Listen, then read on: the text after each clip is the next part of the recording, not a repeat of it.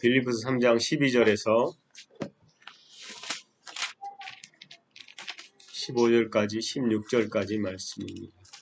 빌립보서 3장 12절에서 16절까지 말씀 보겠습니다.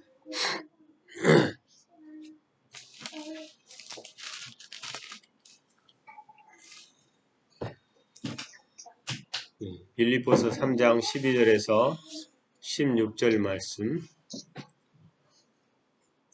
제가 하나님 말씀을 읽겠습니다. 내가 이미 얻었다 함도 아니요 온전히 이루었다 함도 아니라 오직 내가 그리스도 예수께 잡힌 바 된 그것을 잡으려고 달려가노라. 형제들아, 나는 아직 내가 잡은 줄로 여기지 아니하고 오직 한 일, 즉 뒤에 있는 것은 잊어버리고 앞에 있는 것을 잡으려고 표대를 향하여 그리스도 예수 안에서 하나님이 위에서 부르신 부르심의 상을 위하여 달려가노라. 그러므로 누구든지 우리 온전히 이룬 자들은 이렇게 생각할지니 만일 어떤 일에 너희가 달리 생각하면 하나님이 이것도 너희에게 나타내시리라. 오직 우리가 어디까지 이르렀든지 그대로 행할 것이라. 아멘. 오늘은 하나님의 비전에 눈을 받쳐라, 이 말씀을 하나님 말씀 전합니다. 이 빌립보서 읽고 제가 오늘 한 구절 더 찾아서 읽어드리겠습니다. 예레미야 29장 11절입니다. 그냥 제가 읽어드리겠습니다. 여호와의 말씀이니라. 너희를 향한 너의 생각을 내가 아나니 평안이요 장이 아니니라. 너희에게 미래와 희망을 주는 것이니라. 아멘. 바울이 잡힌 바 된 그것을 잡으려고 달려간다. 이 말이 예수님께서 나를 붙잡아 이루시고자 하는 것을 붙잡으려고 뒤따라간다, 이 말이에요. 이 무슨 말이냐면 하나님께서 나를 부르신 다음에 그것을 이루시려고 하고자 하는 그것을 내가 붙잡으려고 뒤따라간다. 앞따라가는 게 아니라 뒤따라간다. 그래서 마지막 절에 우리가 어디까지 이르렀든지 그대로 행할 것이라, 이 말씀이 이미 도달한 곳에서는 그렇게 걷는 자들처럼 걸으라, 이 소리거든요. 우리가 예수 그리스도 안에서 부름을 받잖아요. 부름을 받는데 우리는 보통 그렇게 배우지 않아요. 어릴 때 사람들한테 네 꿈이 뭐냐? 너 뭐 될 거니? 이렇게 물어보잖아요. 이게 뭐냐면 너의 비전이 뭐냐? 이런 얘기거든요. 그래서 종종 우리는 비전을 품어라, 꿈을 가져라, 이런 얘기를 듣습니다. 실제로 우리가 희망의 어떤 소망이 없으면 살 이유가 없어요. 그래서 죽으려고 하죠. 자살하는 사람들의 이유는 뭐냐면 희망이 없어요. 내가 살 희망이 없으니까 죽는 거거든요. 그래서 사람은 희망을 가져야 되는 거죠.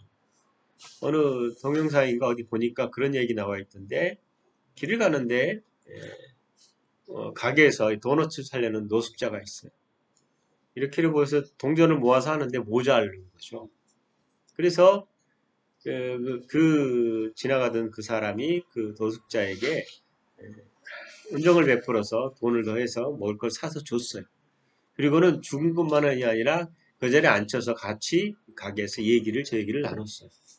한참 나누고 나서 시간이 이제 돼서 내가 가야겠다고 그랬더니 그 노숙자가 쪽지를 하나 적어서 줘요.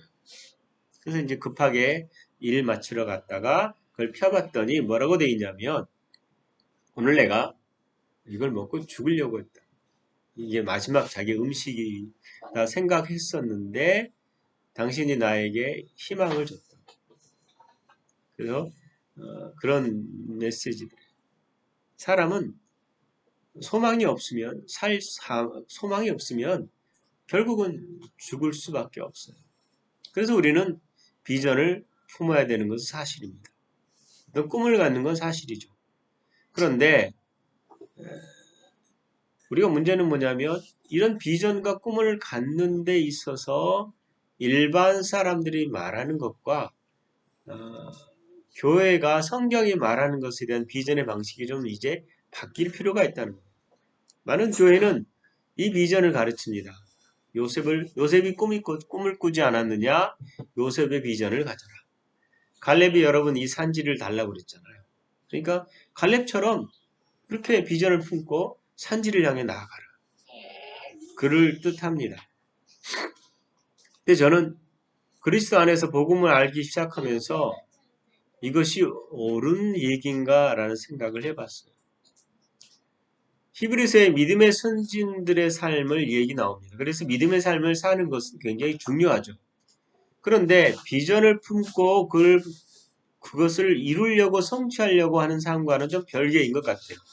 왜냐하면 예수 그리스도를 믿고 나면 그리스도인들의 삶은 출발점이 일반 사람과 달라져요.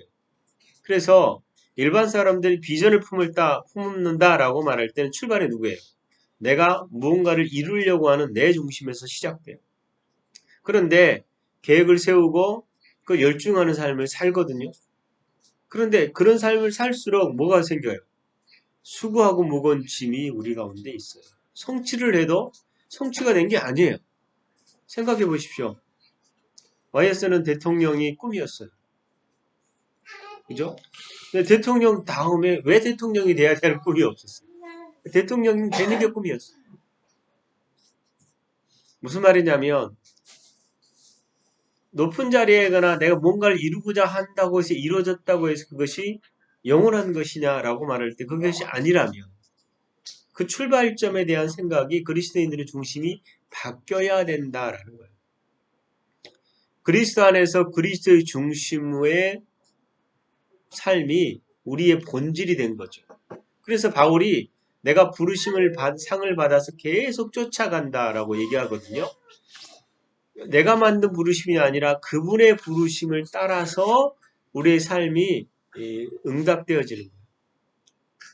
생각해 보십시오. 시편 139편 16절에 여러분이 제가 이 얘기를 나눴을 겁니다. 내 형질이 이루어지기 전에 주의 눈이 보셨으며 나를 위하여 정한 날이 하루가 하루도 되기 전에 주의 책에 다 기록되었나이다. 여러분 생각해 보세요. 내가 이 땅에 태어나기 전에 하나님이 나를 향한 계획을 다 이루어 놓으셨다. 그 말을 듣는 사람들은 그러면 하나님 내 계획대로 나를 이루어 가시네? 그래 어디에 빠져요? 음정론에 빠져. 그 말이 아니에요. 하나님은 계획을 세워 놓으셨는데 나는 그 계획을 알아보지도 않아요. 그리고 어떻게 해요? 하나님 앞에 나가서 나 이런 계획이 있는데요. 이거 좀 이루어 주실래요? 이렇게 한다는 거예요. 내 계획을 내려놓고 아버지가 나를 향해서 세우는 계획을 물어보는 게 아니에요. 내 계획을 내놓고 이거 이루어 주세요. 이거 내 비전인데. 좋죠? 멋있잖아요? 이렇게 얘기한다. 우리는 종종 아버지 계획이 나를 꼼짝 못하게 물 끌어간다고 생각하는데 그러지 않아요. 가령 예를 들면 둘째 아들이 아버지를 향해서 재산 내놓으시오. 내 유산 내놓으시오. 라고 말할 때 그게 아버지의 뜻이었습니까? 아니었잖아요. 근데 달라고 그러니까 줘요. 아버지의 뜻은 아니에요. 우리 인생에 하나님 앞에서 이걸 계획을 딱 내놓고 이거 이루어주세요라고 할 때 하나님의 책에 기록된 계획이 아님에도 불구하고 하나님은 허락할 수 있어요. 왜요? 내가 고집 피우니까. 그리고 지 맘대로 살다가 결국 어떻게 돼요? 고생하고 힘들니까 안 되겠다. 아버지 뜻이 뭐지? 아버지께로 다시 물어보는 그런 삶을 사는 거예요. 그러니까 모든 사람들이 이거는 아버지의 영광을 위해서 하는 거야 라고 말하고 그 계획을 이뤄가려고 얘기하지만 실제로는 하나님 뜻이 아닌 경우가 훨씬 많다. 여러분 성경 그렇게 계획을 세울 때 그 계획이 하나님의 뜻에 부합되도록 최소한 우리가 하나님께 물어봐야 된다는 거예요. 여러분 이집트의 총리가 되는 것을 요셉이 꿈을 꿨어요? 요셉의 꿈이 아니었어요. 하나님의 계획이었어요. 성경의 믿음의 사람들은 자기의 꿈을 실현하기 위해서 믿음을 보여준 게 아닙니다. 그들은 모두 무엇을 따라서요? 하나님의 약속을 따라서. 그러니까 비전이 우리로부터 출발된 것이 아니라 하나님으로부터 출발됐다라는 겁니다. 여러분, 갈렙이 이 산지를 주세요라고 말할 때 왜 그 산지를 달라고 얘기했죠? 그것은 모세의 약속이었기 때문에. 모세 앞에서 모세랑 내가 저 산지를 갖겠다는 약속을 했고, 그 다음 그 땅을 들어간 다음에 갈렙이 그 땅에 대한 자기 권리를 얘기한 거거든요. 그래서 우리의 비전은, 하나님 앞에 비전을 기도할 때는 기준을 내게 두지 말고 하나님 앞에 우리 자신을 열어서 하나님이 말씀하신 바 그 계획을 잘 듣는 것입니다. 반드시 이루어질 언약을 믿고 꿈꾸십시오. 그래서 비전의 시간은 예수 그리스도 안에서 완료된 사건입니다. 무슨 말인지 아세요? 비전이라는 게 예수 그리스도 안에서 완료된 사건이에요. 잘 보세요. 하나님이 우리를 향해서 주의 책에 나를 기록해 놨잖아요. 이게 뭐예요? 완료된 사건이에요. 이것을 우리가 살아가는데 그것을 하나님께 물어봐야 된다는 거예요. 근데 우리는 이미 성취된 것을 현재형에서 미래 것을 당겨서 비전을 바라보고 나아가는 겁니다. 우리가 이 세상의 법칙과 전혀 달라요. 하나님의 완료된 시간 안에서 현재는 미래의 잠재성이 열려있다 이 말입니다. 그 무한한 잠재성 우리를 창조하신 그분이 태초부터 예정하신 거예요. 그 예정은 항상 그리스도 안에서 완성된 십자가로 말미암아 이루어진 것입니다. 그래서 아들 안에서 하나님의 상속된 이미 예비된 것이 있고요. 그 약속하신 풍성한 자원이 우리 가운데 그리스도 안에서 유산으로 있는 것입니다. 그럼 어떻게 돼요? 상속된 유산을 갖다 쓰는 것이지 우리가 이루어내려고 노력하는 게 아니다 이 말이에요. 여러분, 하나님께서 우리에게 무엇이든지 주고 싶어 하시는 그분 앞에 서보십시오. 자녀가요, 부모에게 달라고 그럴 때 필요할 때 충분히 공급해줘요. 어릴 때 아이들을 보면 이 아이에게 필요한 것들이 뭔가를 부모가 알기 때문에 덜 주기도 하고 많이 주기도 해요. 근데요, 무조건 주지 않아요. 왜요? 이 아이에게 적당한 것을 알고 있기 때문에. 그러나 항상 넘치도록 주게 돼 있어요. 여러분이 거울 앞에 서서 새로운 나, 생명 있는 나, 이거 참 괜찮은 사람. 만약 우리 처지가 불쌍해 보인다면, 아유, 내 인생이 왜 이래? 라고 불쌍해 보인다면 그거는 거짓말이에요. 그리스도 안에 새로운 피조물은 인생이 불쌍하지 않습니다. 우리는 우리가 생각하고 상상할 수 없을 정도의 엄청난 존재예요. 여러분, 우리 가끔 그러잖아요. 에덴의 사건을 보면 에덴에서 아담이 죄를 짓기 전에 어떤 일이 있었어요? 죄 짓기 전에 아담의 상태. 엄청난 존재거든요. 하나님 다음이에요. 2인자예요. 1인자는 될 수 없잖아요. 하나님이 항상 1인자니까. 2인자예요. 근데 2인자가 하나님처럼 말하는 자. 그 영광스러움에 시기가 난 게 타락한 천사들이고 그 타락한 천사들이 이 아담을 타락시킨 거거든요. 그 영광스러움의 존재를 그가 타락해서 그 영광스러움을 빼앗겼는데 다시 예수님이 되찾았어요. 그래서 아담 안에서 출생하는 모든 자들이 죄인이듯이 예수님 안에 출생하는 모든 자들은 예수님이 가지고 있던 그 유산을 쓸 수 있게 된 거예요. 즉 에덴으로 회복됐다라는 얘기거든요. 그래서 모든 그리스도인들이 이 땅을 통치하는 왕이에요. 얼마나 놀라운 일이에요. 저는 이 복음에 대한 이해가 그냥 회복됐다라는 차원이었는데 가만히 보니 그게 아니더라고요. 에덴에서 하나님이 회복시킨 다음에 다시 그 통치 역사를 이 땅에서 그리스도인들이 예수님이 재림할 때까지 이 땅을 다스리고 통치하고 회복시키고 사람들을 구원하는 일. 단순히 그냥 예수 믿고 구원 받으시오. 천국과 시오라는 차원이 아니다라는 거예요. 그래서 모든 그리스도인들은 하나님의 창세전의 계획 속에 태어납니다. 태초부터 예비하신 완벽한 그분의 계획에서 우리는 무한한 생명의 잠재성과 부유함을 가지고 있다. 그래서 우리는 무한한 공급원을 가진 자. 우리에게 맡겨진 하나님의 일을 절대로 이 맡겨진 일에 있어서는 우리가 부족함이 없다라는 거예요. 그리고 그 자원의 공급원이 내가 아니라 하나님이다. 그래서 하나님 우리의 통로를 사용하셔서 힘들고 고통받는 사람의 영혼을 구원할 풍요한 자원을 주신다라는 겁니다. 하늘과 땅의 모든 권세를 줬잖아요. 아담 안에서 준 거, 예수님 안에서 준 거예요. 월급 정도가 아니에요. 가난, 결핍, 의식, 한계 의식이 우리에게는 생명으로 사는 자에게 이 의식들이 방해가 돼요. 여러분 생각해 보십시오. 제가 여러분에게 계속 아침마다 아내가 읽은 건강에 대한 얘기를 보내주잖아요. 근데 그러고 있는 제가 코로나 걸렸어요. 그러면 사람들이 아이고 너나 잘해라 이럴 수 있어요. 근데 저는 그거에 대해서 자식들 이놈들 나를 정죄하냐는 생각이 들었어요. 내가 코로나 걸릴 수 있고 안 걸릴 수 있어요. 그것과 상관없이 진리는 변하지 않아요. 내가 가난할 수 있고 병들 수 있지만 진리는 변하지 않아요. 다시 말하면 우리가 진리를 향해서 계속 붙잡고 있어야 된다라는 겁니다. 하나님의 비전은 하루아침에 이루어지지 않습니다. 여러분 다윗이라는 사람을 잘 알잖아요. 다윗. 그는 그 하나님의 왕으로 부르시기 이전에 다윗을 왕으로 삼겠다는 비전을 보여주시고 사무엘이 기름 부었습니다. 그런데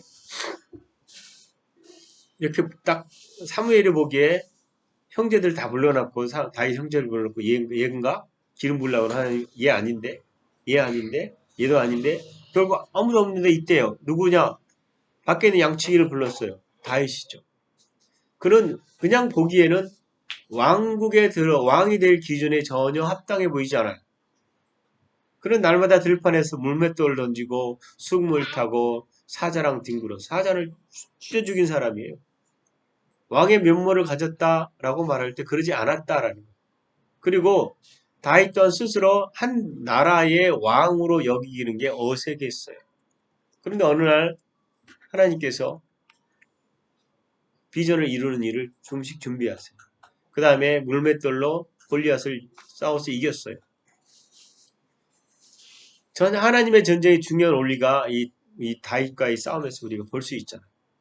그 다음에 하나님의 의로움을 나타내는 일을 하나씩 그에게 시킵니다. 그런데 다윗이 여러분 나 왕 되게 해달라고 비전을 품고 욕망을 품고 기도한 적이 없어요. 그리고 나서 사무엘이 와서 사무엘 제사장이 기름을 부었잖아요. 여러분 기름을 붓는 순간 나는 왕이다 하고 살았습니까? 다윗은 기름 부음으로 구별되었지만 그가 곧바로 왕에 오른 게 아니라 왕을 되기 위한 준비를 하나님이 계속 하셨다.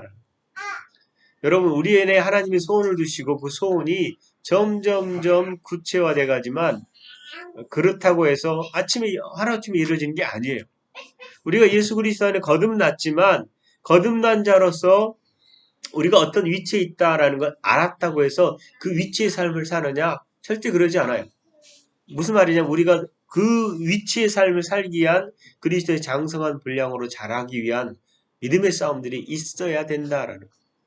우리는 실패할 수 있어요. 그러나 진리를 붙들고 다시 일어서야 된다라는 거.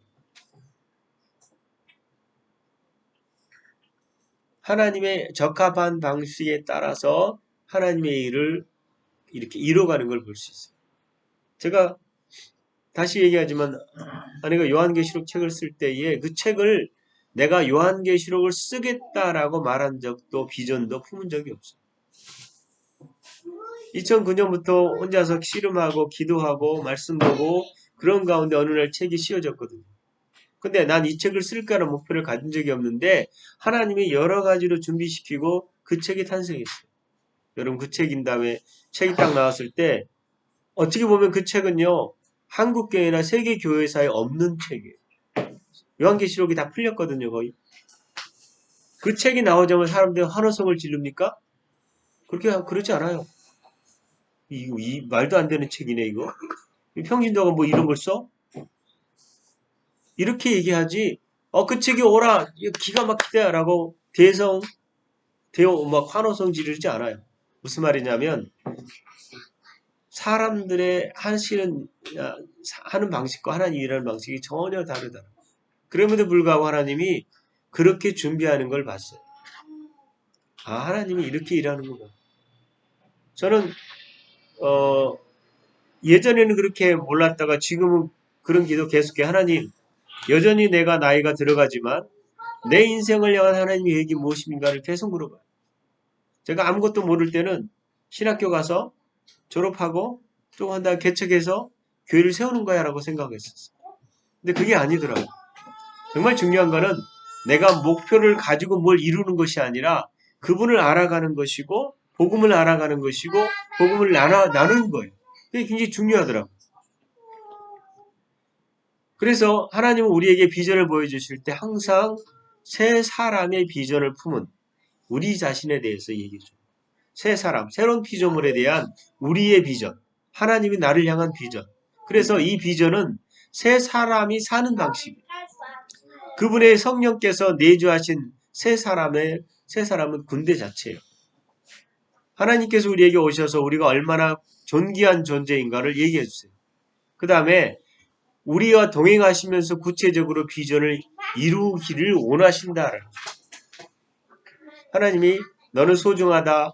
너는 옛사람은 한 번도 꿈꾸지 못했고 볼 수도 없고 알 수 없었던 것이 그 이상이 너에게 있다. 너는 특별하다.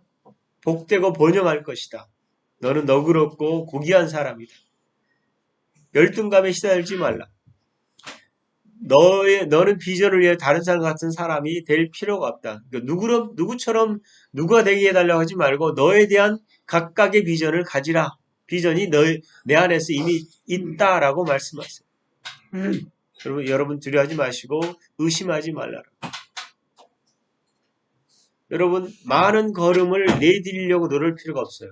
여러분 한꺼번에 10계단을 갈 수가 없잖아요. 한 계단씩 가는데 한 걸음 안에서 예수 그리스도의 말씀에 동행이 있다면 이거는 전체를 담은 걸음이에요. 그 걸음을 디딜 때에 더 이상 비전 앞에 의심하지 않습니다. 초조하지도 두려워하지 않습니다. 여러분 주님이 함께 하시니까요. 이기적인 같은 목마름도 없다라는 거예요. 여러분 그래서 우리가 생각하고 있는 이 사고, 비전에 대한 오염이 있다면 그것을 정화해야 됩니다. 마음을 새롭게 하는 것이죠. 하나님의 생명으로 난 새 사람을 기억하십시오. 여러분 비전을 이루기에 앞서서 먼저 해야 될 게 뭐예요? 우리의 마음과 생각을 새롭게 하는 것입니다. 새 사람이 이뤄갈 일에 대한 거룩한 상상이라고 보면 됩니다. 여러분 새 사람은 어떤 환경에도 꺾이지 않습니다. 하나님은 이미 이루어놓은 것을 우리가 믿기 때문이에요. 새 사람은 쉽게 좌절하지도 않습니다. 하나님과 연합된 사람은요. 환경에 굴하지도 않고요. 오히려 환경을 향해서 담대하게 서게 된다라는 거예요. 여러분 새로운 사람은 이 일반적인 가지고 있는 어둠의 일에 참여하지 않아요. 분노하는 일에도 잘 나타나지 않아요. 갈급한 사람에게 필요를 채워주고요. 새로운 사람은 복된 삶을 전하고 복된 길을 가도록 도전하는 사람들입니다. 내가 하나님의 형상으로 회복됐다. 이건 굉장한 겁니다. 예수님이 하나님의 형상이듯이 우리가 하나님의 형상이고 그 형상의 삶을 살도록 지음을 받았다라는 거예요.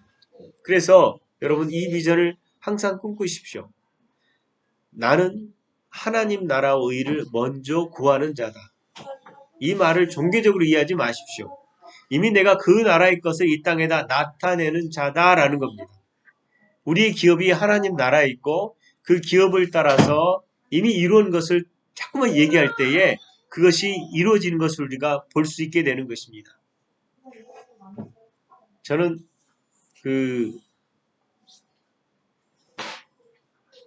요한복음 15장 7절에 있는 말씀을 늘 기억합니다.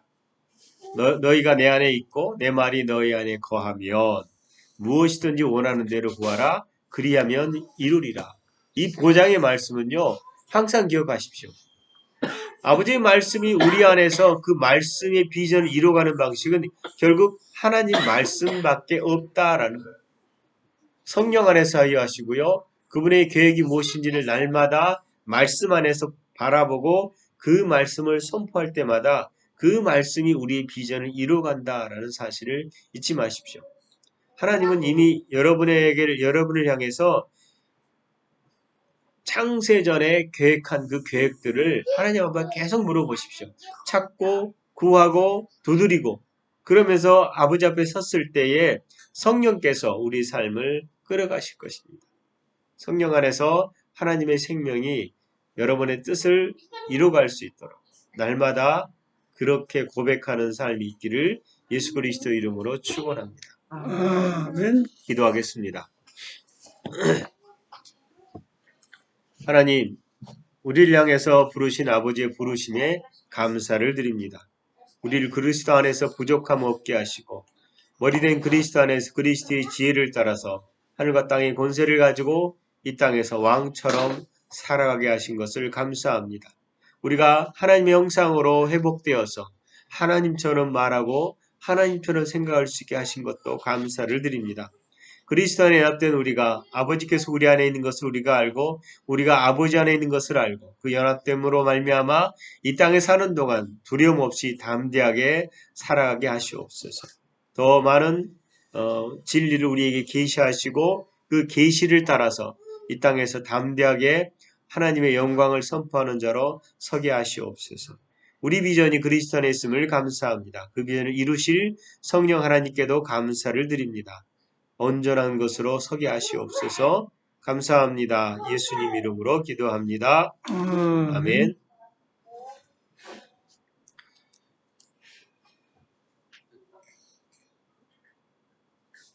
찬양하겠습니다.